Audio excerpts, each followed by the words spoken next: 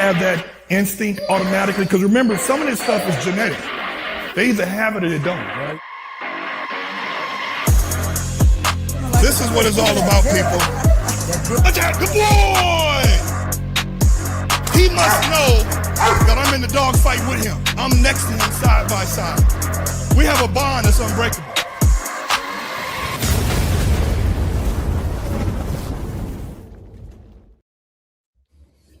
How you like that intro, man? You still like Man, it? that is a hot intro. You know what? I'm gonna work on a. You know who did it? You know who did it for me? Miles. All you gotta do is reach out to him. He'll hook you up. You gotta give him like your stuff, and he'll, you know. Yeah. No, that's a hot intro. I like that. Yeah, I'm a wait. Man, Happy New Year, man. Oh wait, Happy New Year to you too, man. You my first interview for the year, dog. All right, that's a good Look kick. at this. There you go. Let's wait do till it. some more people come in before we start getting into it, man. How's the weather out there, man? Oh man, look, January in Chicago. Listen, you regret your life decisions. Ooh, so this is the coldest part of this, the winter in when it comes to Chicago weather. January, February, typically. Though today is not bad. We're in the 20s, so that's still considered pleasant. What's going on? Hey, when you gonna send me one of those hoodies, dog? What's up with that? Yeah, I'll get with the wifey to send you one for sure. My wife made this one, so she's you know. So this guy, I get people to send me their gear. So this guy from Vicious. This is what it says in the back. Nice. I see the Vicious, but I see the back of your chair more. Oh, here you go. How about that? There you go. All right. Cool. So I support the brand when they give it to me. Like shit, man. I want one of those though. I'm gonna send you my address for sure. Hopefully to get here by the end of next week. Yeah, I got one. I got an extra one for you. Yeah. Let's get into it while these people come in. First of all, man, how you and the wife doing, man? It's been okay. First of all, we're doing well. It's been a very, very challenging fourth quarter. The end of last year was, faced a lot of adversity as a camp, as a kennel. When you're in this dog thing, man, it just adversity comes with it. Yeah. I was talking to one of my guys, Paige Haas. Paige said something that resonated with me. He said, what you think might happen has happened. And it's like, if we can prepare for the worst and hope for the best, then I think we're doing good. But sometimes things are like so unexpected, man. Like it's almost like when a female comes in heat, man, she never comes in heat when you plan it per the dates you got, right? It never happens when it's supposed to happen. And just trying to line the stars right is always, because even though we're breeders, we have our own personal life to deal with as well. You know what I'm saying? No, that's not true. We got to answer people at 3 a.m. Who the hell calling that damn late, man? Shit, man. Ridiculous questions. It's people truly don't understand what we deal with in terms of, especially guys like me and yourself who truly put ourselves out there for the community. Yes. Right. We are here to serve the community first and foremost. Mm-hmm. And that's a double-edged sword. That's true, man. People like I put a couple of I interviewed a guy named William Regal. You probably, if anybody Google it, just Google Simone Biles, the Olympic medalist. Okay. Yeah. Simone Biles. I know who she is. Dover. Yeah. So TMZ, fake Fox News, CNN been ripping her. They haven't been ripping her. They've been ripping my guy who sold the dog to her. Why? Yeah, because the dog's cropped and docked. Right? So tell those people not to get circumcised. Hey, that's what I said. Circumcision. We didn't have. Well, listen, I didn't have no say so on piercings. Ear piercings for the girls at infancy. Yes. So I'm like, implants. Yes, and then some. Tummy tucks. Yes. EDLs. Yeah, BBL. Breast Sometimes the lips, BBLs don't come right. They ain't right. breast lips. Yes. And for me, I had penis reduction. So I'm just I feel joking. you on that, brother. I wish I could say the same. I knew that was coming. It was that good. I had the opposite procedure that you got. I had the enlargement. Penis enlargement. There That's you a go. real one. Anyway, so what I was going with this is that I put clips out there. You know, when we go live, we have the opportunity to generate reels. Sometimes they're 30 seconds, sometimes they're 50 seconds, sometimes they're a minute and 20 seconds. We don't know. The computer, the program tells us which ones and what have you. Mm-hmm. So the ones I've been posting, people have been thinking that it's like one of them says, well, there's no, the guy, William said, there is no more Dobermans. There are no more Rottweilers. There are no more Shepherds. There are no more purebred Afghan hounds. Where did we go? So somebody was saying, duh, stupid, they come from the breeder. I was like, they missed the whole boat, because the problem is everybody's been ripping my man for selling cropped and docked ears to Simone, but they haven't been ripping Simone, right? And I'm like, wait a minute. They saying we should adopt and not shop. Okay, so if we stop breeding purebred dogs, period, or stop breeding exotic dogs, period, then where do we get the purebred dogs from? And that's when he said, there are no more Dobermans. There are no more Shepherds. And they missed the whole boat. People get 30 seconds and come up with this hell of a goddamn idea that's all incorrect. And when I say, I put it all full circle, when they see what you do on YouTube or Instagram or Facebook or on your website, they see 3 minutes of what's really going on 24 hours a day, sometimes, especially when a dog is, when you're whelping a litter. They come up with just all these fascinating, like, oh yeah, 2 minutes of videos. You got the Dunning-Kruger effect. The Dunning-Kruger effect is they do one thing one time and now they're considered an expert. Yeah. You know, so yeah, man, I want to talk about it, man. But tell me, let's get back into the good stuff first before I feel sad. What shows have you went to this year that you were like, okay, this is a good show. I'm impressed with a couple of more dogs.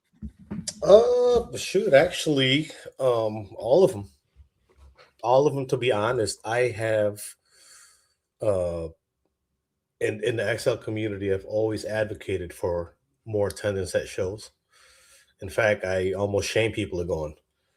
And so I feel as if our efforts definitely have given fruit. Mm-hmm. In terms of the, here's the crazy part, right? Is I go to a show now. I remember going to my first nationals last year and interviewing everybody and being a big fan of the people and the dogs, right? And Right. sometimes you like the dog, you don't like the person. Sometimes you like the person, you don't like the dog. It's nice when you like them both, right? Right. This year, man, was so humbling because the shows I went to, I got so much love and thanks for putting out the content that we put out, that it was, I felt blessed and humbled at the same time, in a sense of just, man, this is why I did it for, right? Hey, man, like, I got through my first whooping because of you. Mm-hmm. I watch your videos on this. I did my first AI because of you. I did, you know what I mean? Like, when you hear that feedback come directly from the content and the energy you put out, it's very humbling and encouraging at the same time, because it makes you want to do more, because like it or not, we are a community, right? We are the XLs altogether. We are a dog community against the outer world who is not, right? I'm going to defend you against somebody who talks bad about crops, right? So even though you're Doberman and I'm XL, we're still a community within a community. Mm-hmm. And you are more into the, performance, functional dogs, right? Right. We're more into the companion dogs. We're still a community within a community, and that's what people fail to realize. And so for the riffraff and some of the flack that I have taken this year, because of course, the more you do, you're gonna get your naysayers and haters. The good people and the thankful people so far outweigh that. that I just kind of laugh it off. I'm like, whatever, dude. You know what I mean? Keep it moving.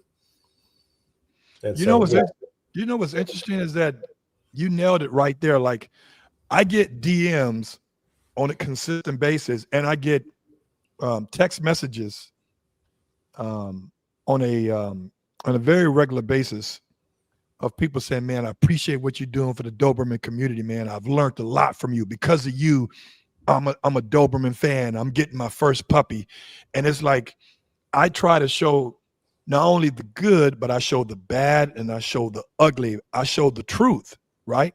the truth is the word. The Yes. truth. Yes, I show the truth. And to me, what you just explained was one of the reels that I created. It was called Gatekeeping versus Educating. Dude, it's before, I don't know how the bully community is, but before I got into the Adobe community in 2010, there was a lot of fucking gatekeeping before the word gatekeeping was even being used. Like, it wasn't telling me the bloodlines. When I bought a dog, I got limited AKC papers. It was my fault because I didn't know. I knew what I knew what I was.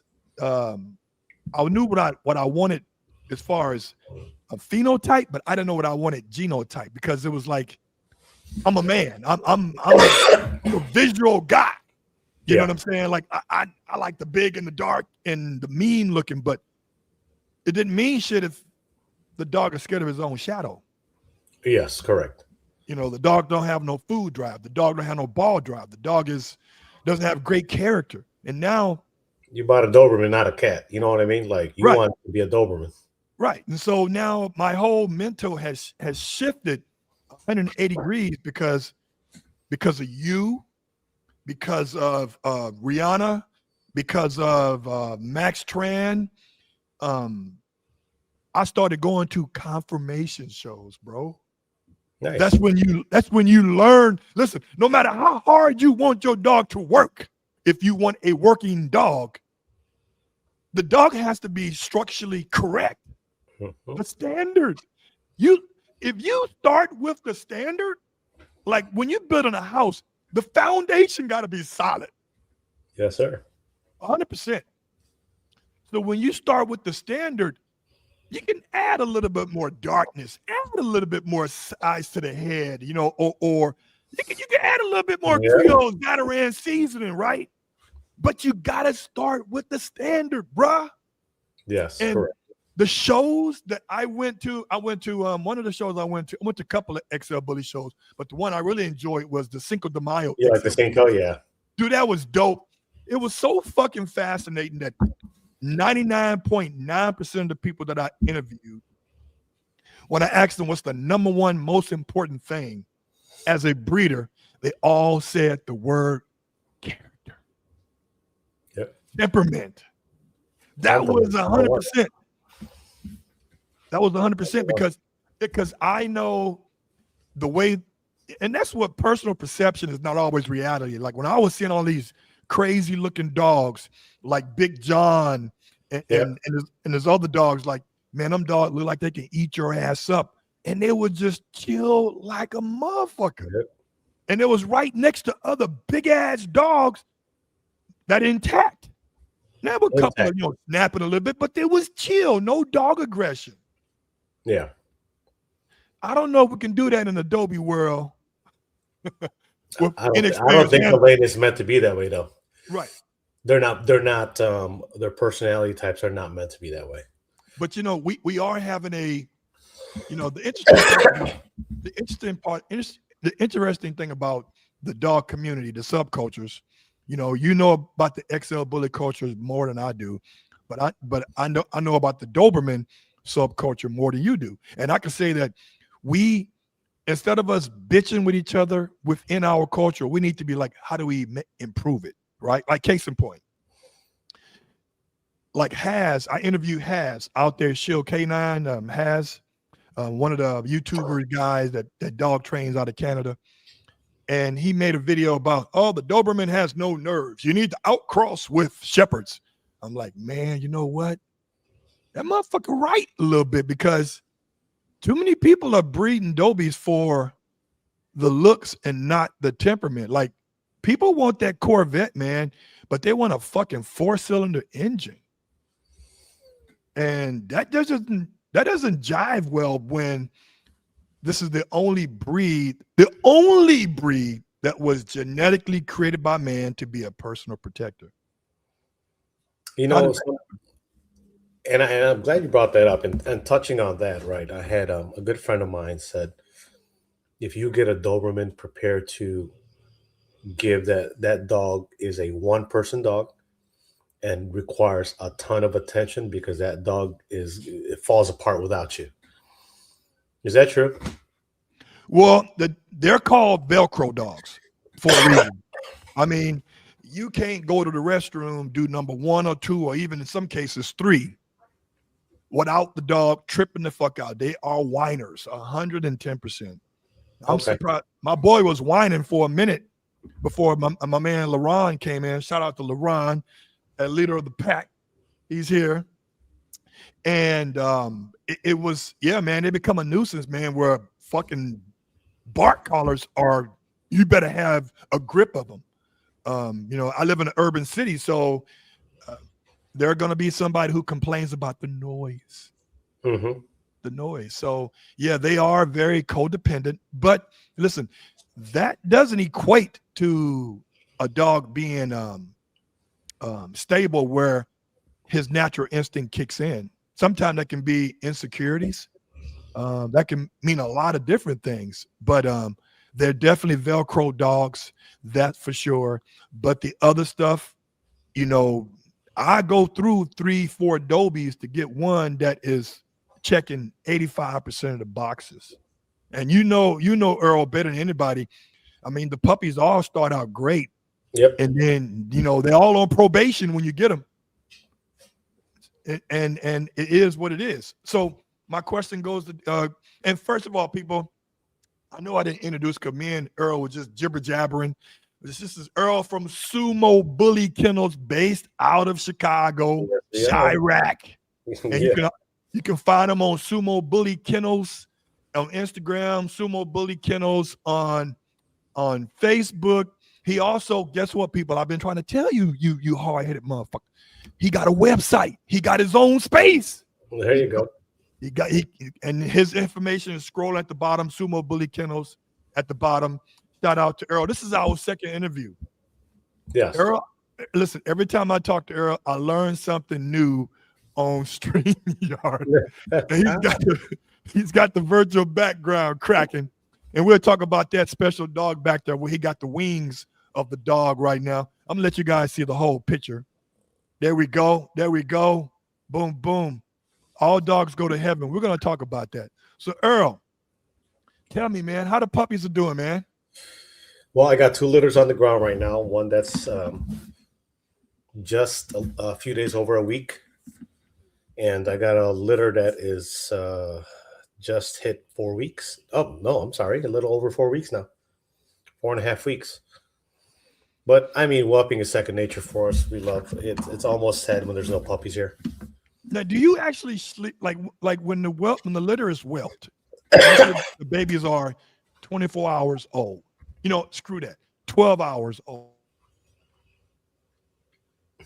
Oh, you're frozen on us. She's in you in there the whole time. Somebody.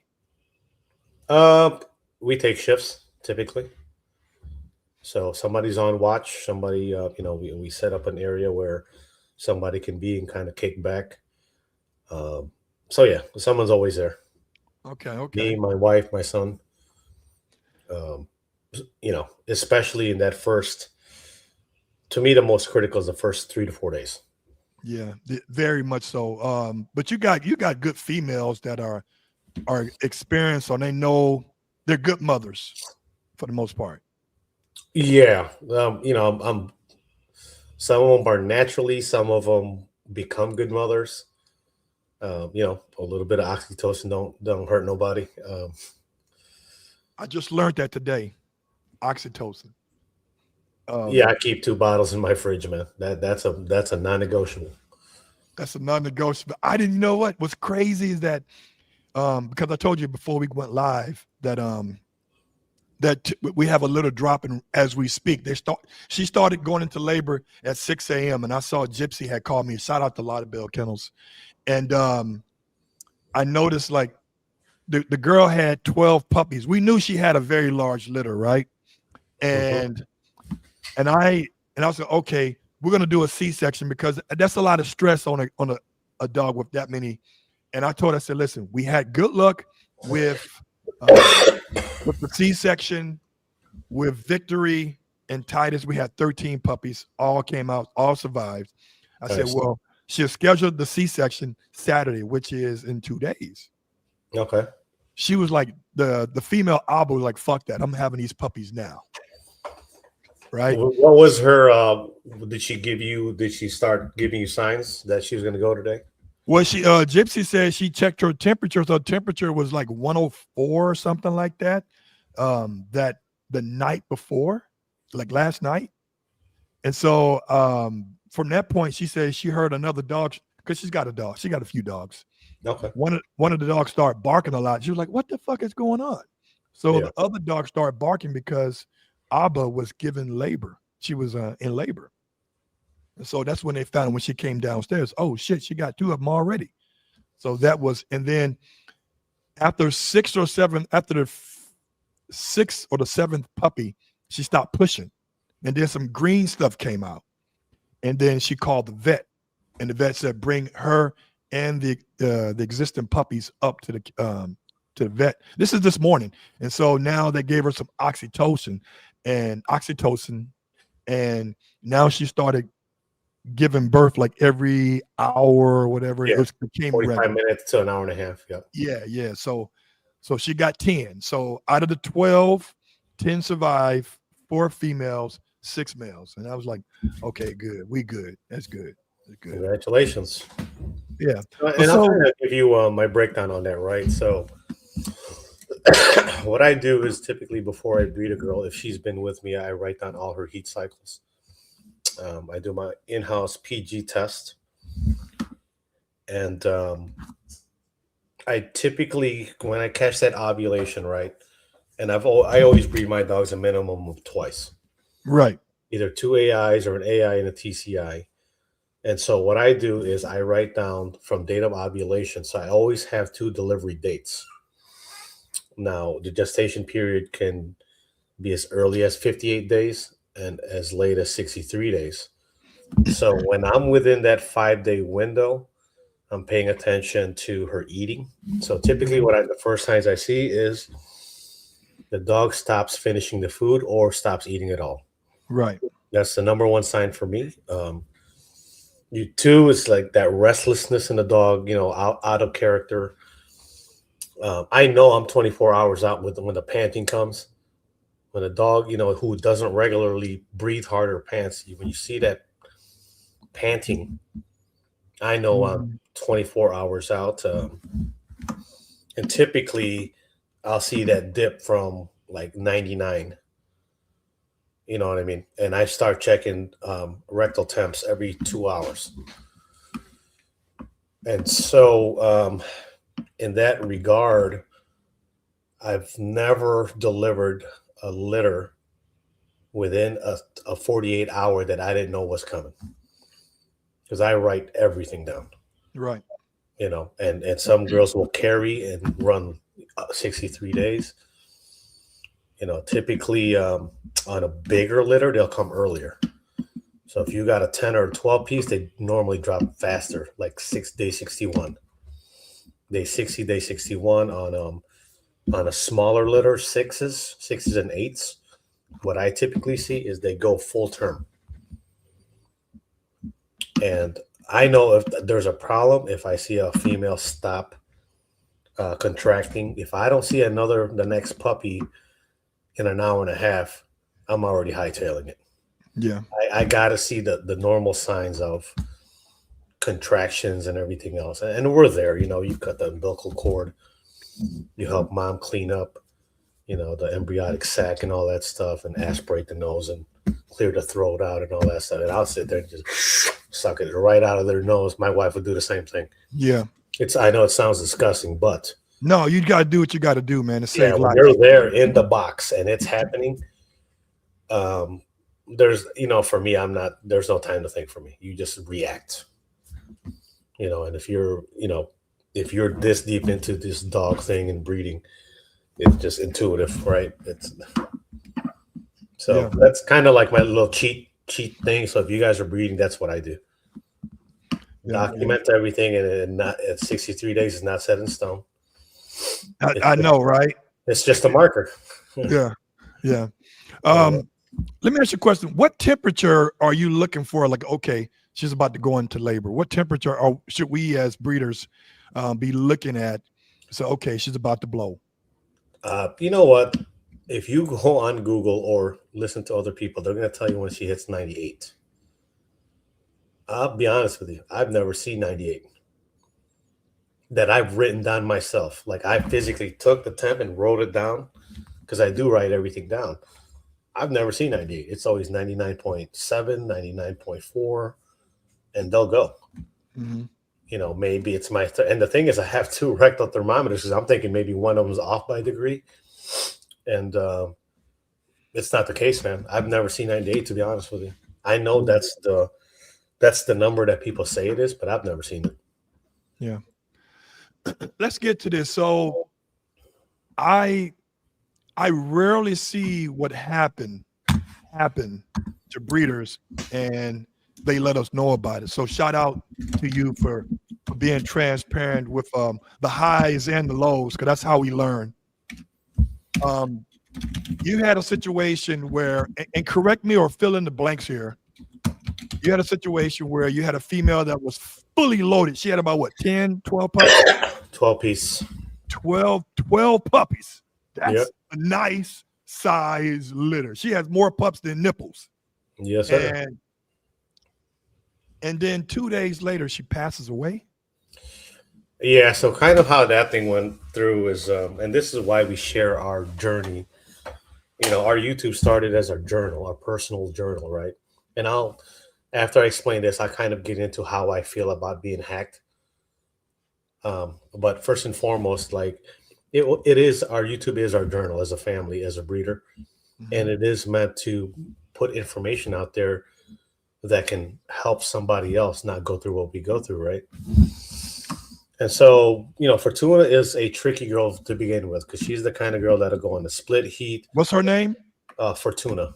Okay, got it. And she'll go into these stagnated heats or split heats even. And so we finally get her pregnant, and she's a great whelping mother. Yep, there she is. Yep.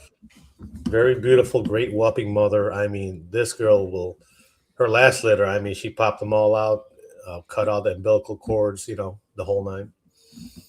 We didn't have to do a thing, really. And so, yeah, she popped the first one out, and then I did see a puppy come in an hour and 45 minutes, and I'm not seeing contractions. So I called my guy up. Now, this is a Sunday now. You know what I mean? Sunday is one of them days. So before I go on with the story, pointer to you guys who are breeding, man, you gotta have people that you can reach out to 24/7, 7 days a week, because they will go on a Sunday. And if your regular vet is closed, guess what? Now you got a problem. So I knew there was a problem when it was almost 2 hours in, and I'm not seeing any contractions. So I'm like, man, I'm dropping F words now. I'm just like, geez, here we go, man. Waited for so long, and I have a friend that we had to drive out a little bit, but you build these relationships, and he gets there. He's like, cool, got her in, shot her up, help her put her down. And I said, okay, well, I'm gonna, it's Sunday, I'm gonna go watch some football games and let me know how it goes. Go to a local bar, watch some games. But I park.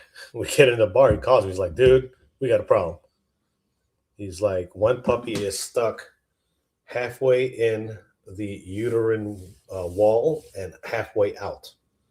So the uterine wall ripped. So imagine that this guy can't get out because he's blocked. Half of him is outside the uterus.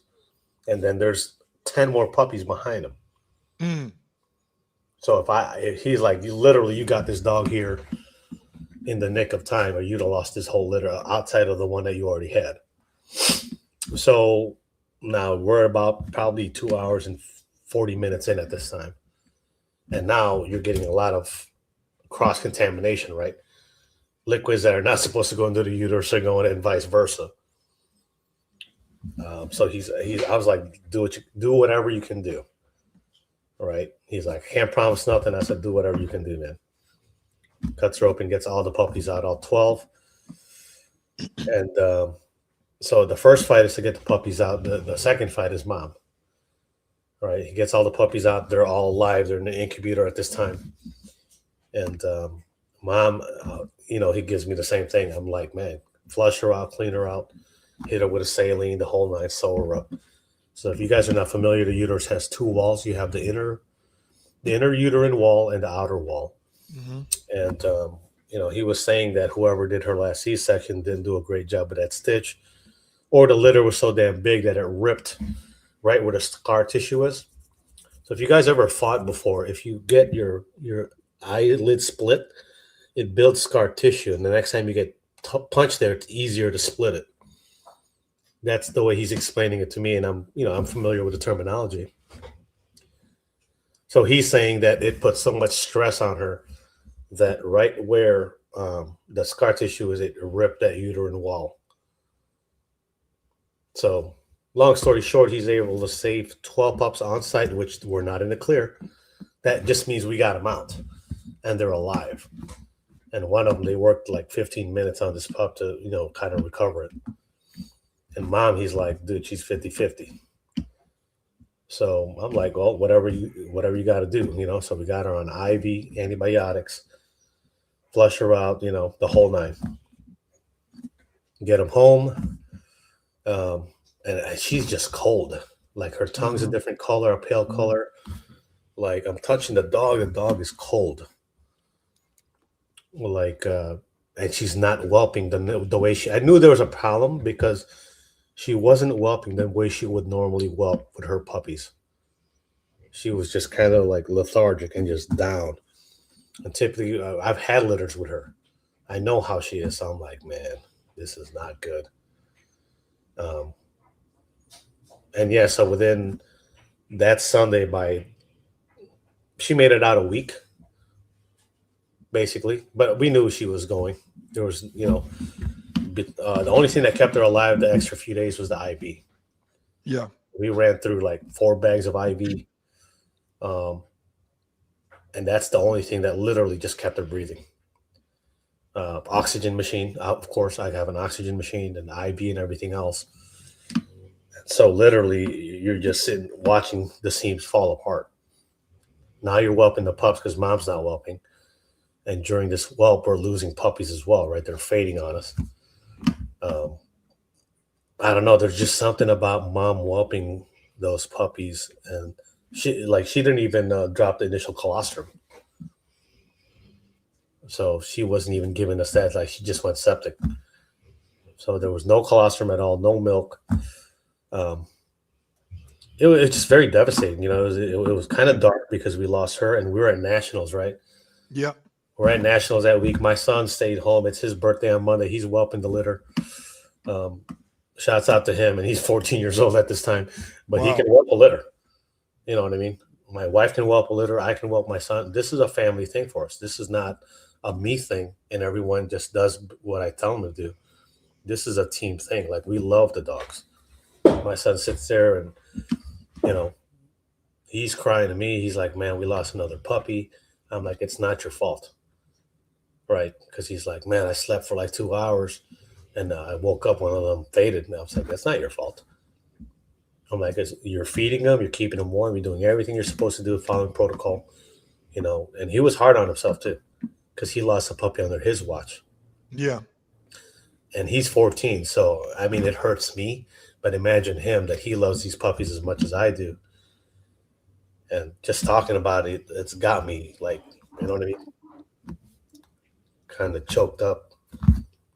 But let me ask you this.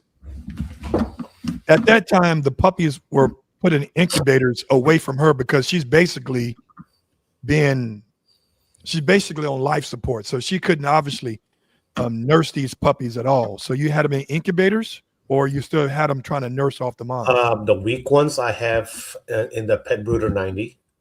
So when I'm looking at puppies, guys, I'm looking at when they suckle, put them on your finger, right? How hard is that grab? Can you pick them up, right? I look at the diaphragm of the dog, the breathing of the dog. So in terms of the diaphragm of that dog, how the dog is breathing. When you see that diaphragm like going like this, and that dog is struggling to breathe, you can tell like that dog needs to be in the brooder with oxygen, with all those things. And we do have a question here that I do want to address from Pro Kennels West Coast, who is a great whelper, by the way. Miriam, shouts out to you. Big fan of her work. No, we did go to the vet, and we did get Clavomox and all that stuff, and all the gabapentins. Basically, they're telling us put the dog down. Mm-hmm. You know what I mean? And we're not.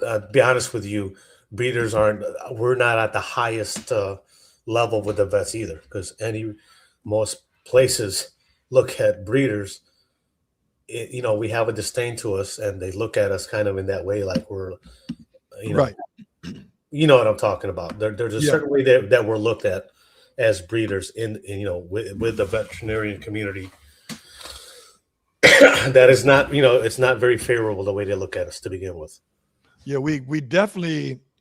I go to vets for basic care, but most of my visits are with reproductive vets because they know what the program is, right? Yes, correct. They implore our efforts. But the regular vets, they want to chop your dog nuts off at 2 months. Oh, get them neutered, get them spaded now. Oh, no, I'm not doing it. So my question is now, how many over the course of the first week, how many survived and got through the hell week? How many puppies survived? 10. 10. How many you have I'm now? sorry. 10. Yeah, about 10 roughly. I got 8 now. I'm in the clear. They're doing great. Blessed to have the 8. Of course, I'm keeping a female off of that because I got to keep the memory of my girl alive. Right. And, it's for people who are the allure of breeding, especially in the bully industry. It's such a big allure to it because it is very lucrative. Okay. Make no mistake about it. I run a business. You know what I mean? I make money doing this. There's no shame in me saying that. And so for all the kumbaya people who are here to better the breed, well then, give your dogs away. Don't charge anything then. My program strives on revenue. I feed my dogs the highest quality food, better than some people eat. Better care my dogs. In my kennels, it's 82 degrees right now in January in there. With heaters, fans, the double fridges, double cool freezers. So I can't do my best work if I don't have $5. Right. You know what I mean? My utility bill alone is $400 in electricity only. Yeah. How old are the pups now? Oh, they're 4.5 weeks. So they eating mush. Eating some they're on food. mush now. Yep. Wow. So what's the ratio? How many males? How many females? I had 2 males that made it and 6 females. But I'm a girl dad anyway, so you know what I mean? That's me personally. Now, in the bully community, which sex sells the best? Is it males or females? When you're selling to pet owners, males are more popular. They exhibit more of the breed type, more exaggerated heads and frames. With breeders, I think females are more popular just because the power of a good breeding dog, a female. People have more respect for that now as we get more educated. They understand the value of a good bitch, right? However, commercially, a big-headed, colorful male is obviously more, it's more eye-catching to turn around and look at it. Right. So, I would say that. Let me ask you this. So during that whole process, is it somebody steadily bottle feeding these dogs on a continuous basis? And how Yep. often are you feeding every day? Every 2 hours, every 3? Because I don't know. I never whelped a litter. Oh, 2.5 hours. Wow. You know what I mean? 2.5 hours. And for me, it's milliliter wise. The first newborns are like 5 to 7 milliliters. It's basically a syringe with a nipple at the end. The stronger pups, you don't have to put air in there; they'll suckle that whole thing down. The pups that are not as strong, you got to put a little bit of air in that chamber. It's kind of like if you're trying to pour out a bottle of water. If you poke a hole on the top, it'll come out faster. Right. It's yeah, but even if I have a good whelping mom, I still supplement feed because for me, typically, some moms, the milk don't even come in for 2 or 3 days. Mm. I've seen that, and so for me, my protocol is always to supplement feed regardless. So I like What that. what is it? What is I saw this happen with a couple of females where one of the nipples seems like it gets clogged and it gets hard. What is that called? And how Oh, yep. do you fix that? Yeah. So you're supposed to rotate the puppy so that doesn't happen if they're just feeding on one. I forget the proper terminology of it. It's like a mastitis or something like that. Of Yeah, the nipple. mastitis, yes. It's hard. Yeah, Yes. it feels like there's a gumball in there or something like that. And you can typically prevent that by rotating the puppies or massaging those nipples out. But how do you fix that even if you're rotating, you still want all the nipples on? Yeah, that's a good question. Honestly, I've never had the correct one. Oh, lucky you. Yeah, knock on wood, man. Yeah. I've been through enough already, man. I don't need to one more thing less. Right. I'd rather learn from somebody else's mistake. So what are you feeding? What are you feeding the puppies now? What are you incorporating combination wise? When I feed my newborn pups when they get on mush, it's 85-15, ground beef. It's real basic ratio: ground beef, pumpkin, canned pumpkin, and goat's milk. And they To love a it. watery, yeah, to a watery consistency. And as they get bigger and stronger, the consistency gets thicker as they can put down solids. And really, that week 6, you really start seeing that explosion of growth and development. Yeah. Because you need that protein for brain development, muscle, all that stuff. So I know people who make mush from kibble, and I'm not knocking any of it. That's the way I do it. That's my formula. That's what I do. Works well for me. It doesn't give my pups diarrhea. It gives them a nice head start. You really see these jokers take off, and you could see by the poo as well. When do you? And I have a different view about it, but because I know that puppies sometimes are born with worms. When do you deworm your puppies? Week 6. You don't deworm them until then? No, I deworm mom. So when mom goes in the heat, I deworm mom because that's where they're going to get it from. And I do a 5 to 7, I would say 5 to 7 day antibiotic flush. Just your regular Batrils and Clavamox, broad scope antibiotics to make sure if there's something funky going on there. So if you prime mom and you take care of mom, the puppies will be fine. So that's the key. That's taking care of mom before, taking care of mom during and after post recovery. And that has been a key to us having successful litters and producing nice dogs. Nice, yeah.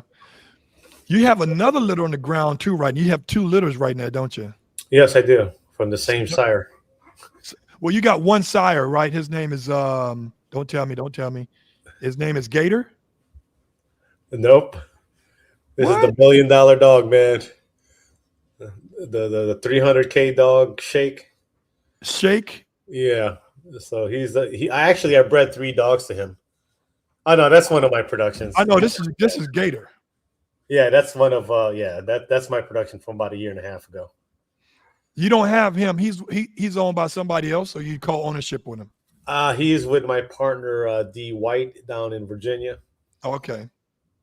So So tell me about this. Tell me about Shake. Shake is Samba, man. Samba does what Samba does. She Yes. she keeps innovating, bringing these big name dogs. She started with Klaus, then brought in Tractor. So she brought in Shake. He got. I know the original some deal was he was supposed to get bought for 150.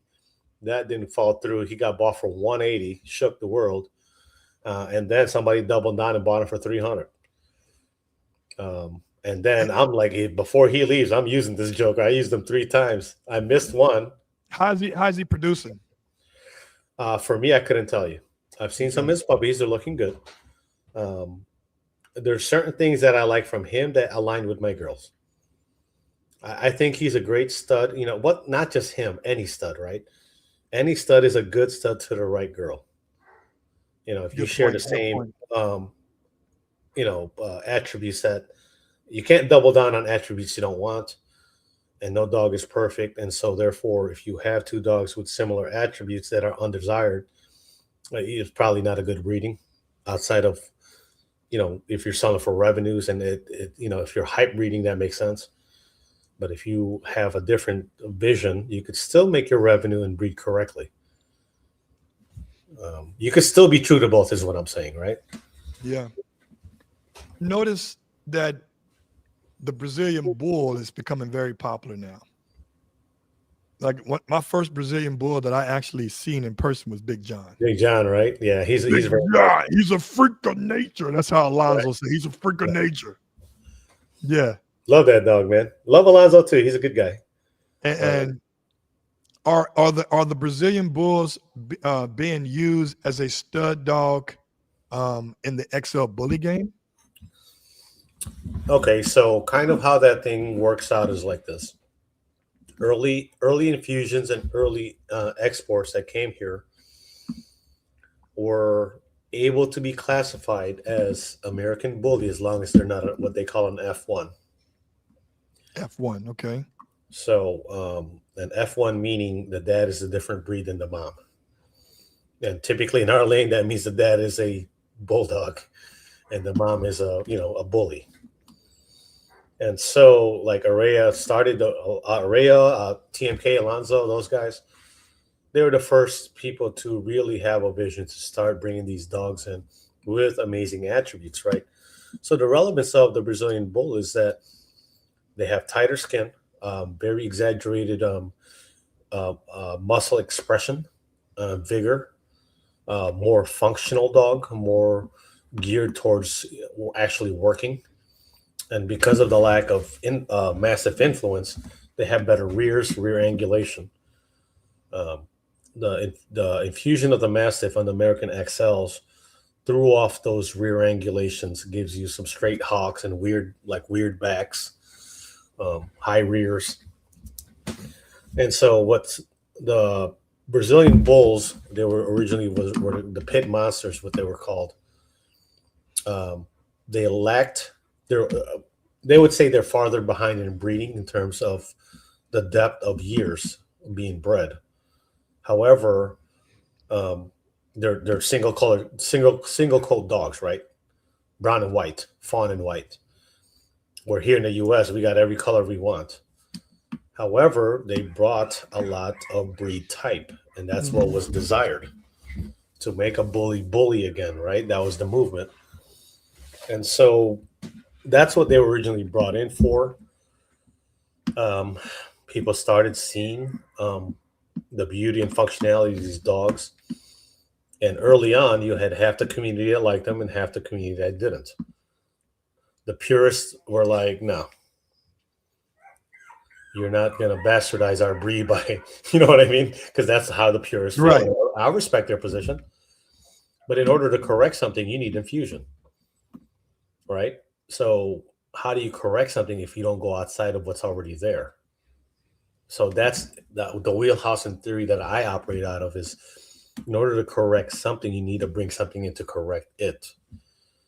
And I feel like the Brazilian bulls do offer that correction Mm-hmm. in terms of the attributes that they carry. It's the attributes that we say we're missing. So whatever was then, I was one of the first people to bring them in too, but I brought a female.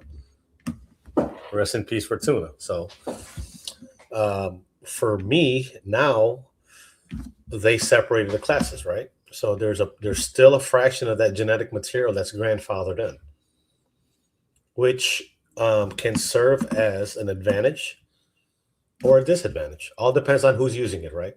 Right.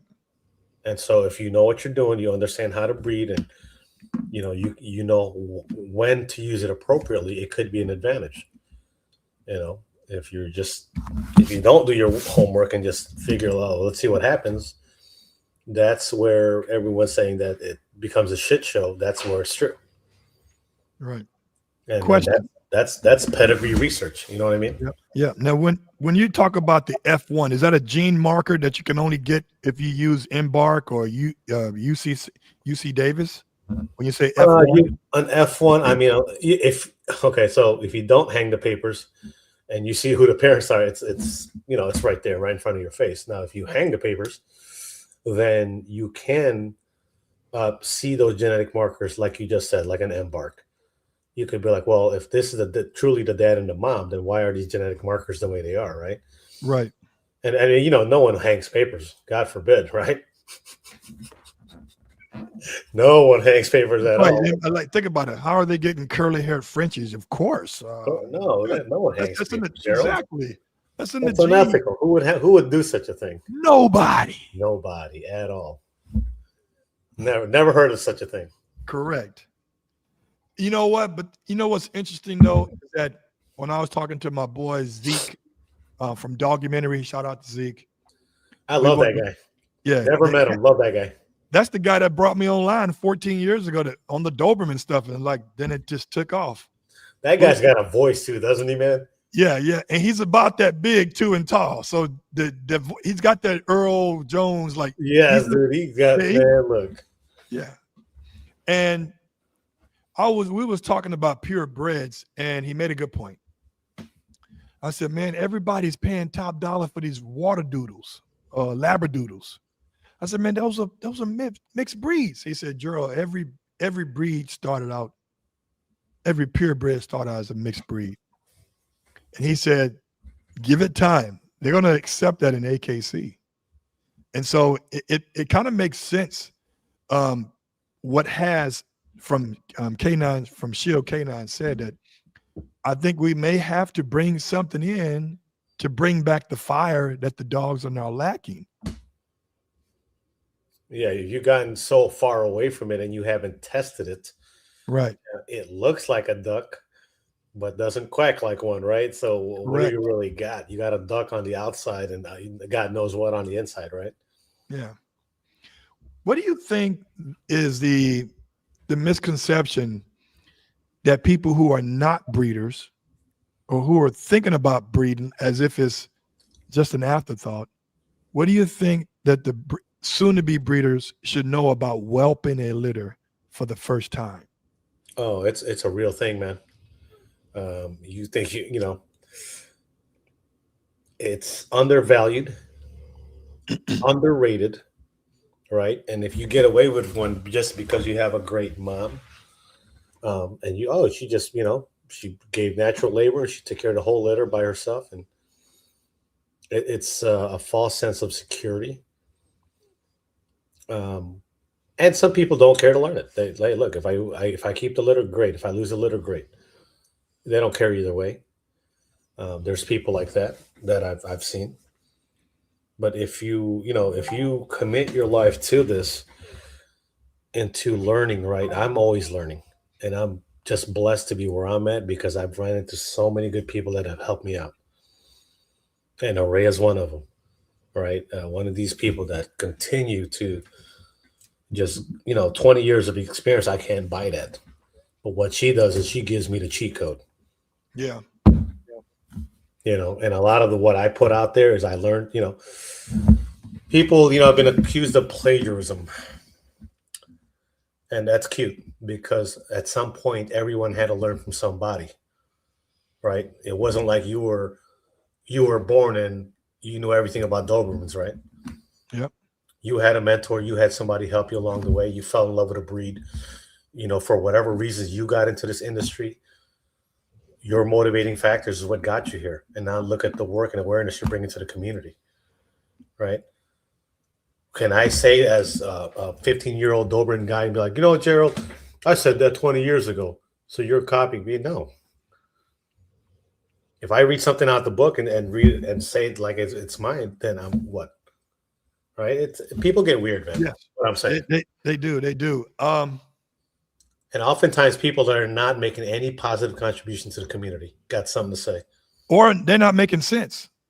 Well, a person that helps nobody has something to say about you helping everybody else. You're kind of a jackass, is what you are. You know what I mean? What is in the future for Sumo Bully Kennels? What is something you guys that you're doing that's going to level up the kennel, because you're always trying to improve? Well, I'm blessed to I have 3 chapters signed on this year. I have Sumo Bully Kennels East Coast. Shouts out to Marky Mark. I saw that. I was like, wait a minute. Am I tagging the right one? Like, wait a minute. All right, go ahead. I got Sumo Bully Kennels South, Big John down there, Jay. I got Sumo Bully Kennels Tri-State, Ish. Shouts out to Ish. And I have another to be announced. We're just working things out chapter, right? And the goal of the chapter is this, right? It's to create a bigger presence for us, right? To serve the community. They can breed without me. They don't have to be sumo. They're going to breed anyway. But they understand what I'm trying to do. They like the vision. We're trying to level the game up for everybody. And it's nice because I can't do everything myself. And it's nice to have a team, to say, hey, let's go, man. Let's pull this boat up this hill together. Let's have an impact in the community. So we're going to have our 4th chapter, hopefully very soon this year. The future looks like us hosting shows. A lot of things. Like we went to National, we did a 30-shirt giveaway. Didn't tell nobody that they flew off of the table in like an hour. So next year we're going to level that up. Just to give back, it's really to help other breeders, right? How do you help the breed, right? You help the breed by helping the people that's involved in it, right? The dogs are the dogs, man. Mm-hmm. Once you broaden somebody's mindset and their knowledge, you're helping the breed because you're helping the person that has the breed in his hands. So to help the breed is to help the people. That's my approach of bettering the breed. To improve the quality of breeders and to bring awareness to buyers, right? Because how do pounds get filled? Pounds get filled by unethical breeders and irresponsible buyers, right? As a seller, if I vet my buyer, my dog doesn't end up there. In fact, in my contract, you can't even send my dog there. I will sue you. You bring that dog back to me. You don't get to surrender my dog to somewhere else. I will be responsible for finding that dog a home. If my dog ends up in a shelter that I produced that you bought from me by contract, I could take you to court and sue you. You know what's interesting? What you are doing is what I've been on a mission to do for consecutive 3 years. And it's almost like, I'm not going to say your situation is similar to mine in regards to this part of it. But, when you hire a new employee, they all come out the gate neck and neck. It's like a racehorse. They all come out motivated, looking and shit. Like they going. And when they start hitting that one whole lap, you start seeing which horses are real thoroughbreds and which ones are not. So I say this. I've tried to create a family circle of Doberman breeders that believe in my philosophy, my vision, along with their influence, because I've made all of the mistakes as a Doberman breeder, so you guys don't have to. I Love made it. all the financial mistakes. I made all the buying mistakes, the breeding mistakes, everything. And I'm giving you guys the recipe, right? To win. That's right. And if I had a guy on the East Coast, say North Carolina, and I had a guy on the West Coast, Pacific Northwest in Washington State, and then one in the Midwest, and one person South Central region, Texas, we got the game wrapped, locked. With the listen, it's like franchising. It's gonna taste the same, no matter if you buy it from my guy over here, over there. It's called consistency. I can go to a McDonald's in New York. The Big Mac is gonna taste the same as the McDonald's over here in LA. Yes, sir. That is correct. So now I had one guy here in LA. And Earl, you may or may not know my personality, but I'm an A-type guy. It's like not at all. I would have never. You wouldn't imagine. So when people are sleeping, I'm working. I'm thinking of ideas. I'm thinking about how to level up. I'm researching different type of Dobermans overseas or with another breeder to infuse my line to improve what I think the Doberman should be in regards to standards, but also workability. You got to look good and work just as good as you look. Correct. So I had a guy on the West Coast. I'm not going to say his name because just talking about him pisses me off, where he wasn't even doing the registration. He wasn't even doing the puppy applications online. I had to log into his shit and do it for him. I'm like, dude, what is this? He didn't even have a computer. He bought a computer at Best Buy and took it back a week later. He's like, I don't need no computer. I'm like, well, I don't need no contract. I'm like, dude, I gave you a Word doc contract. All you got to do is edit and put your name on it. He wasn't doing none of that. I said, dude, you're taking $500, $1,000 deposits with no paperwork? What is up with this? So ridiculous. You can't go to McDonald's without getting a receipt. No, you're right. And I fired his ass. So it's now the one person that I'm rocking with that we're really doing a good job is Lotta Bell's Kennels. She followed the blueprint, and we are successful now. And as long as I do my part as the ambassador of this process, because, you know, in order to be a good leader, you have to have once been a good follower. Correct. Right? So if I can get somebody on different coast and Midwest, I got a guy in mind on Midwest. We're working it out. You know, shout out to 30B Kennels. We're working it out, baby. You know 30B Kennels, right? You know Ashton Edward, 30B Kennels. Yeah, he's transitioning to the dark side. So because he was a micro bully guy. Okay. 30B Kennels. And I'm trying to, and then my guy Larry Brotniks, he got Adobe now. He's a trainer in Chicago. He does working Excel bullies. It's called 3TE Trauma. He does working Excel bullies, but he's been a part of that Adobe community too. Yeah, 30B Kennels and Larry. Yes. That's right, Grayson. And so it starts with a vision. And I even when I was bodybuilding, Earl, I was never putting it online like, hey, this is what you got to do what I do. This is what you got to eat what I eat. I was just showing them what I was doing. I was no narration involved. I was like, yo, this is what I'm doing. Now, if you like what I'm doing and it intrigues you and you're interested, guess what? We'll talk. But I'm not going to be doing all this messaging on this right here. You got to call me. Let's talk about it. You're not going to communicate with me with this right here. I'm not doing that.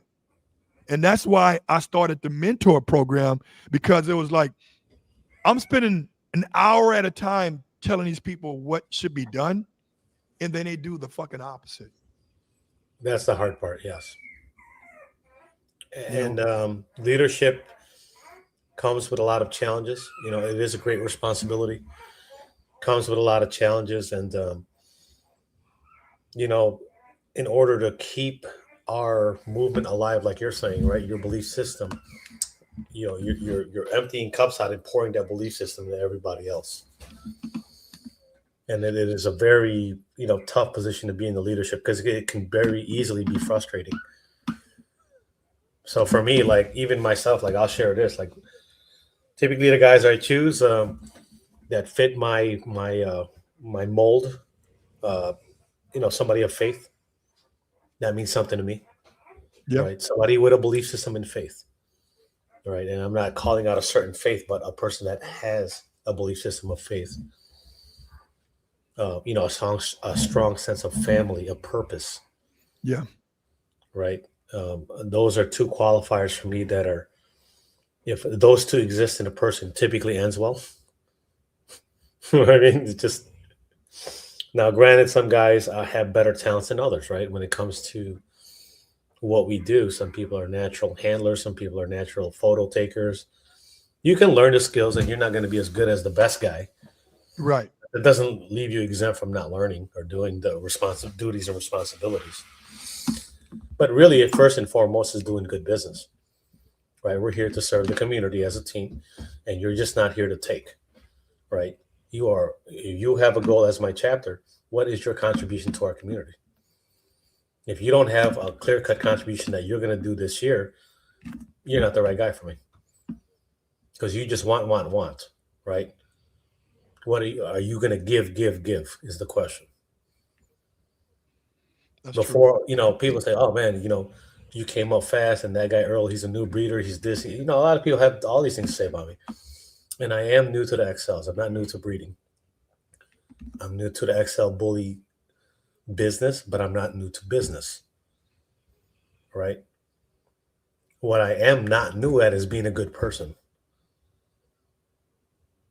So understand that whether we're talking about $5, $10, $10,000, you got to trust the person you shake their hand and do business with, and that person is going to stand behind their promise. That's the most important factor of choosing a person to do work with, to do business with, to be your partner, to buy something from. It is a person of ethics that's going to stand behind their word, first and The foremost. word. The word is everything to me, man.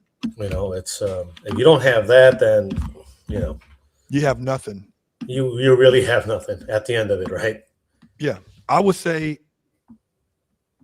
listen, people who know you, they will know that what your expectations are is exactly what you give them, right? So when people who deal with me, even if it's on a business level or a personal level, when I was a kid, my grandmother always said, when she gave me a task, Earl, she said, boy, don't let me have to ask you twice.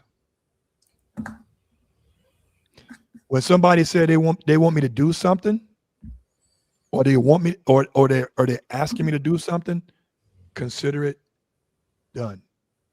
Yes, because I mean, it's either yes I can or no I can't. Right. One or the other, right? There's no in betweens. Right. If I And say yes, I'm going to do it. and I think, how old are you, Earl? 49. I'll be Okay. 50 this year. Oh, congratulations to half 100. There you go.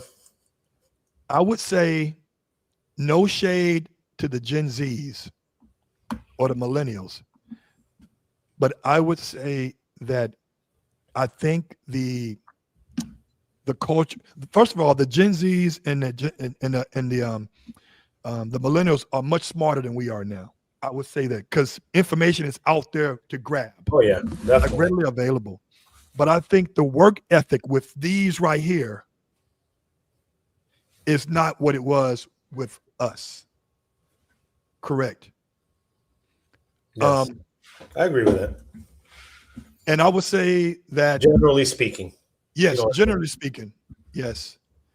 Um, we're at a point now where people want instant gratification.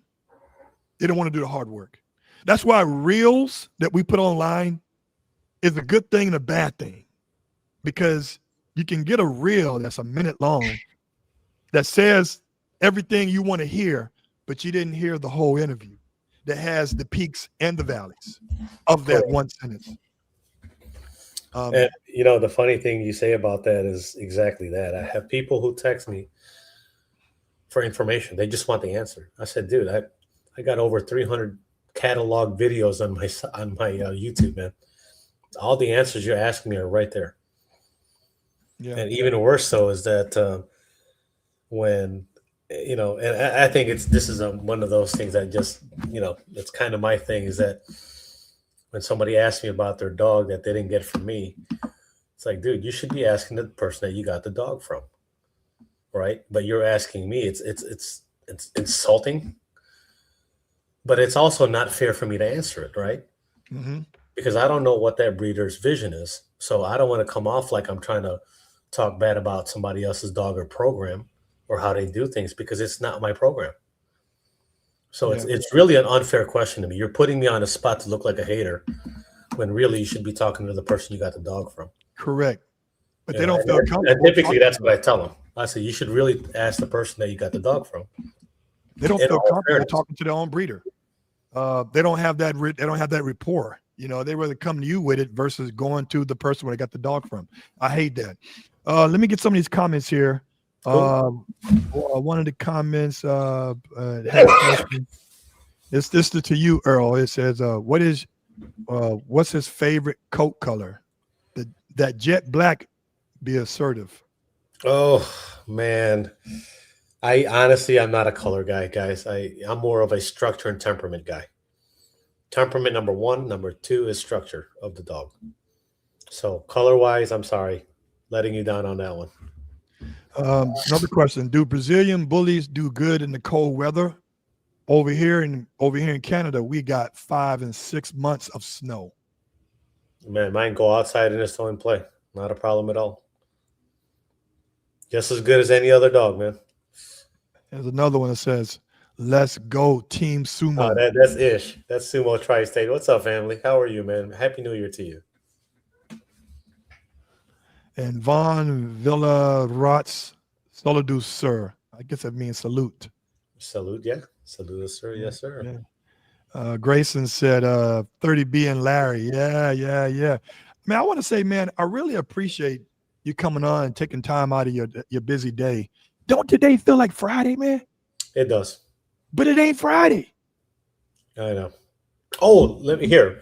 Before we get crazy, I do want to share my thoughts on being hacked for a minute. Oh yes, because I wanted to give you a YouTube channel out, but you told me it was hacked. So talk to us about it. Yeah, man. So I get all these messages for sponsorships and stuff like that. I'm sure you get them too.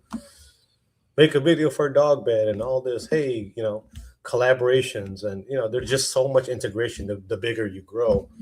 I clicked on something. He says, "Yeah, let's schedule an interview." So I clicked on the calendar like a dummy because I'm not a millennial. I'm not that smart. And man, this whole thing just hijacked my Gmail, hijacked my YouTube.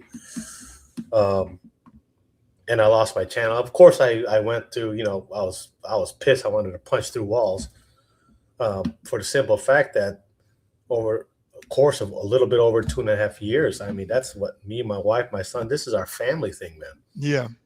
You know what I mean? And you know how many people these videos actually help, right? For some jerk to go out there and do that, there's a person not seeing my video that can help them in their situation because you decide you want to be a jerk, right?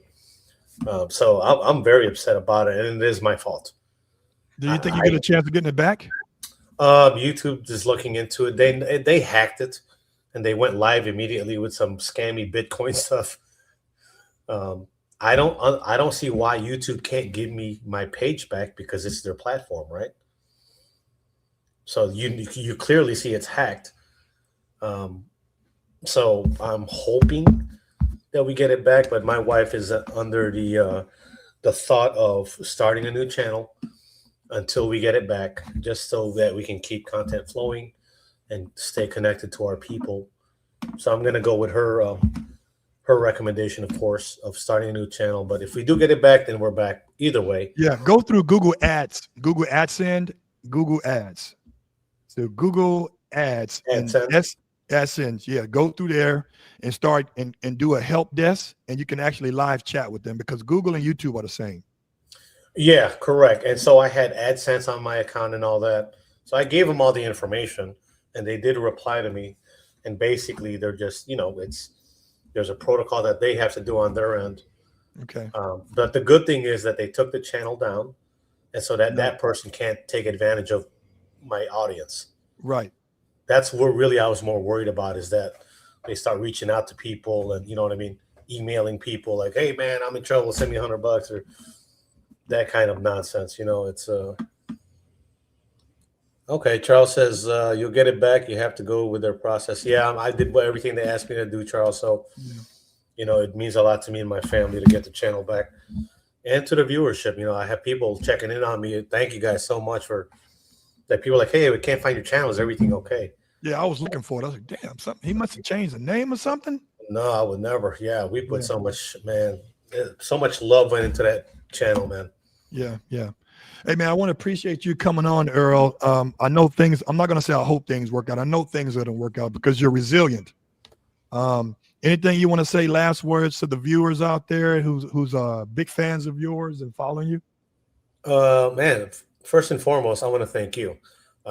I love your work. I love your energy. In some way, form, or fashion, you're probably my brother from another mother. I love your movement. I love your style. You are a very inspirational person for me. Appreciate it. I see you get it, man, week in, week out, getting after it, doing interviews. I'm like, the amount of energy that you put out there, people don't understand. Yeah. You wouldn't understand unless you carry the workload that this man puts in. So appreciate first, that. if no one has ever told you, I appreciate you. I really appreciate it, man. And, it's with this content and then with me working a full-time job and me being a pet owner, consistency is the key. Consistency. Keep doing it. Yeah, everything you do ain't going to be a hit, but you got to keep doing it. Got to stay relevant, got to stay consistent, got to do something that's innovative. You got to keep giving the people what they want. They want transparency, they want honesty. I want to say thanks, man, for coming on, and follow this guy, man. Yeah, I need to follow him. Follow Earl. Like I said, his Instagram handle is Sumo Bullies Kennels. His Facebook handle is the same. He's got a website. I keep telling you guys, own your own space at sumobullykennels.com. Earl, I want to say, as always, I tell all of my followers, I tell all my guests, stay resilient, but be responsible. Until next time. Until next time.